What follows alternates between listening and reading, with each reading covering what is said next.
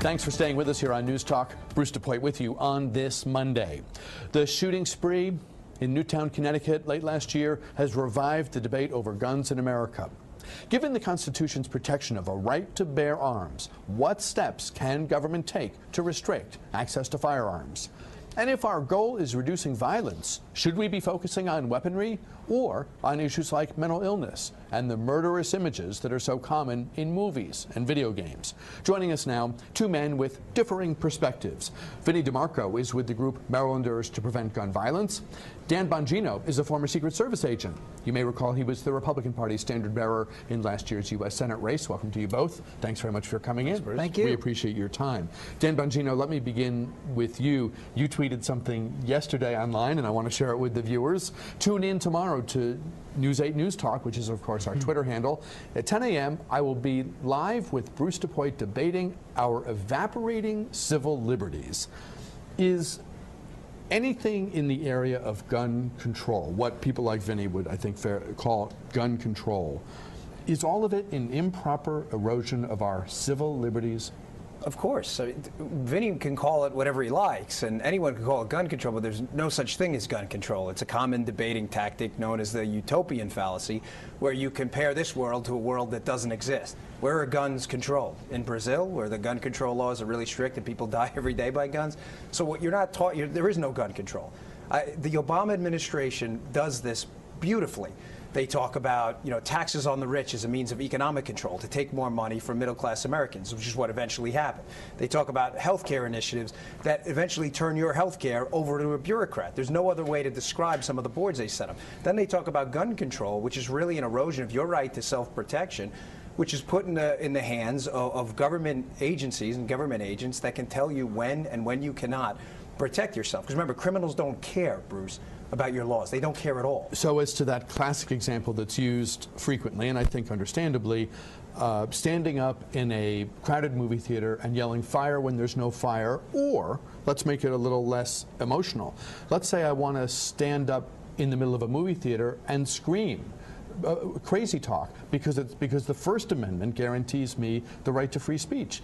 Are you okay with rules that say you may not do certain things in the free speech area, even though we all know what's on paper in the Constitution? Right, but that's a ridiculous example because there are sanctions afterwards. How is it ridiculous? Well, I'm going to tell you if you let me respond.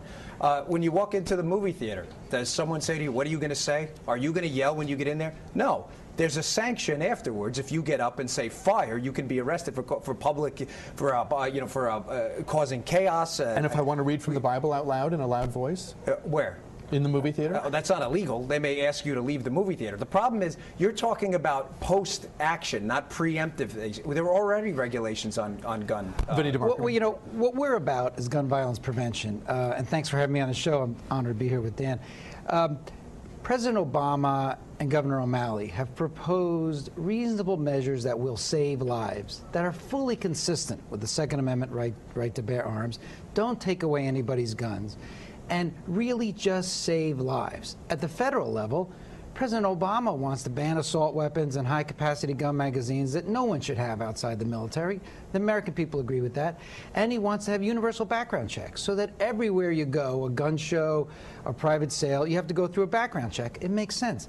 In Maryland, Governor O'Malley is also proposing to ban assault weapons and high-capacity gun magazines like were used in the horrible shooting in Newtown and Aurora and shot Gabby Giffords in Tucson. But he also wants to propose licensing handgun purchasers. And this is a proposal which makes so much sense. States in America that have fingerprint-based licensing of handgun purchasers have dramatically fewer gun deaths, dramatically lower gun death rates, simply because when you have that kind of provision, you don't lie when you go to a background check because you're fingerprinted, and you don't buy guns for criminals. So how do you square some of the restrictions that we have or are being contemplated with the protections that are clearly in They're fully consistent. Judge Scalia's decision in the Heller decision that establishes the right to bear arms for protect yourself in your home specifically said states have the right to regulate firearms in order to protect the public safety. And we believe all these laws, in fact, the Attorney General of Maryland, Doug Gansler, ruled that Governor O'Malley's proposal is fully consistent with the Second Amendment. And I want to emphasize this. gun owners need not fear that this is going to turn into a gun ban because the Supreme Court said we can't do that. It is a reasonable measure. 80% of Americans, of Marylanders, including 64% of Republicans, support this fingerprint-based licensing. The legislature should enact it. Reasonable? No. If Vinny uses a common tactic, again, we're going to save lives. You know, Vinny can't guarantee me anything, I assure you. The only thing Vinny can guarantee me is that criminals don't care about what Vinny says about gun laws. Now, law-abiding citizens, which is what Vinny, with the law he's supporting, which is 281, SB 281 in Maryland, that will affect law-abiding gun owners, and there is an assault weapons ban written in there. That is absolutely not accurate. There is a long list of weapons that, by the way, I don't know, Vinny, have you ever been on the street and used weapons, fired weapons? I was a police officer in the Secret Service agent. Do you realize that a lot of these weapons are just banned because they're really scary looking? They're not based on any ballistic capability of the actual round. There is no science in this at all. Do you take issue with the phrase assault weapon? Well, does Vinny have a weapon that's not designed to assault? Well, let me just say this. This measure will save lives, and we know that because states that have fingerprint-based licensing have dramatically fewer gun deaths because it prevents someone who doesn't have a criminal background from buying a gun for a criminal, called a straw purchase. That's why chiefs of police, state's attorneys have come to the legislature and strongly urge that this be enacted. And no one should be able to shoot more than 10 rounds at one time. The Washington Post today had a great editorial about how these high-capacity gun magazines are why so many people get shot in these horrible tragedies. Let me pick up on that. President Obama has said broadly, we shouldn't let the perfect be the enemy of the good. So just because we can't wave a wand and do away with all loss of innocent life, from his perspective, that doesn't mean we shouldn't act where we can. And Chief Lanier, who is here every month, says basically what Vinny just said, that if we restrict the magazines, then when you have someone who's deranged or evil, and they're going to spray the town square with whatever weapon they have, they're going to have to stop and reload at some point, and there's an opportunity to reduce. You sure?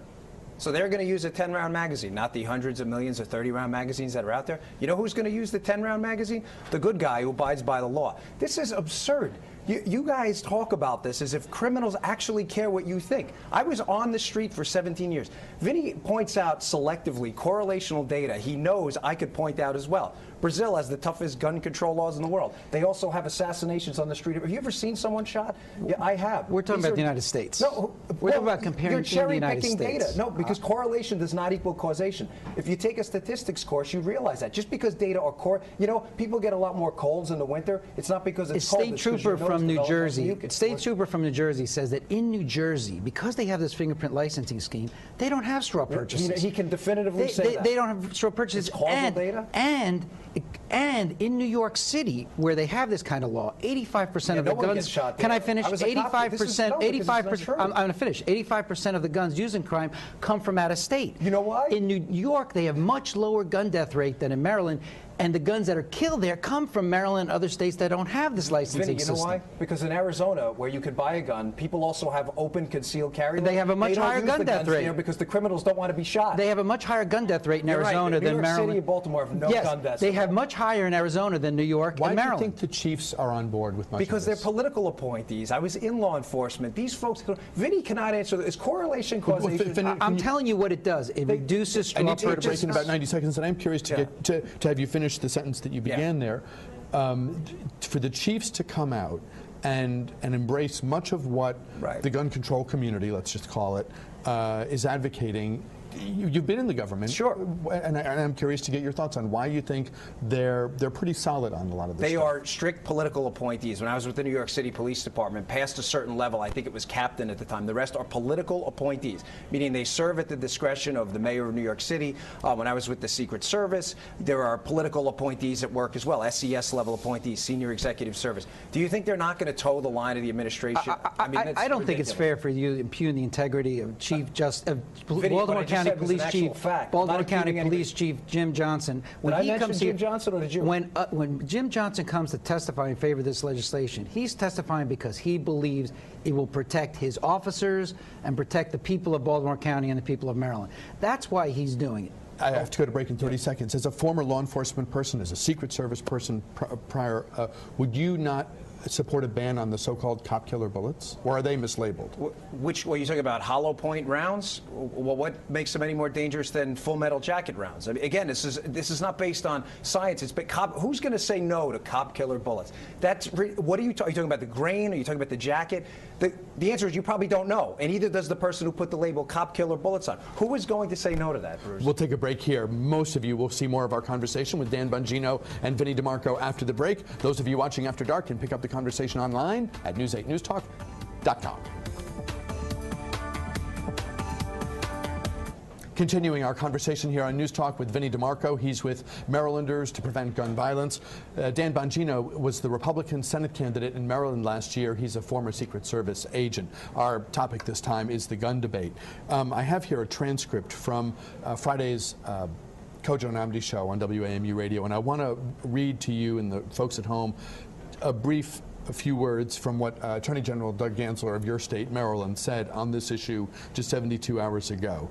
He said, I think most people on the gun issue believe that if you want, he's talking about the middle ground that he believes exists, even though this is a polarizing issue. He says, I think most people on the gun issue believe that if you want to have a handgun in your home to protect yourself and your family from an intruder, you should be able to do that as long as, along with shotguns and rifles if you're a hunter. But those same people, most people, don't think you should be able to walk down Wisconsin Avenue loaded up with AK-47s and bazookas. So there's really a middle ground, and some of the debate is centered on that middle ground. He's absolutely right, and that's why he testifies strongly in favor of the governor's proposal, and he points out that it is fully constitutional. It respects the right to bear arms, and under the decision by Justice Scalia in the Heller case, it allows states to do things like banning assault weapons and high-capacity gun magazines and license handgun purchasers. What do you think of the Attorney General's comment about bazookas and AK-47s on Wisconsin Avenue?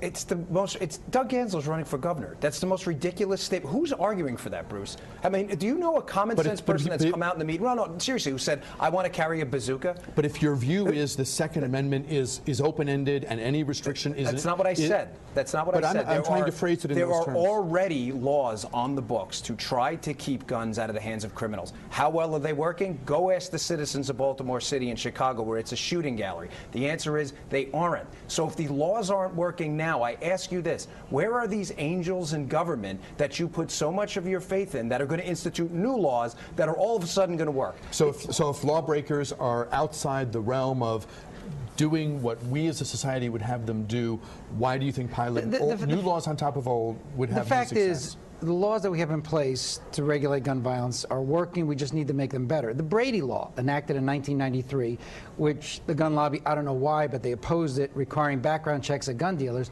has stopped millions of criminals from getting guns. Because criminals would go into a gun store to buy a gun and just lie. But now there was a background check, and a lot of them were stopped. Unfortunately, that law didn't apply to gun shows and private sales, so we have to extend that. It makes sense. Licensing handgun purchasers is something that 5 or 6 states do in America very well. It reduces straw purchases, dramatically reduces gun deaths.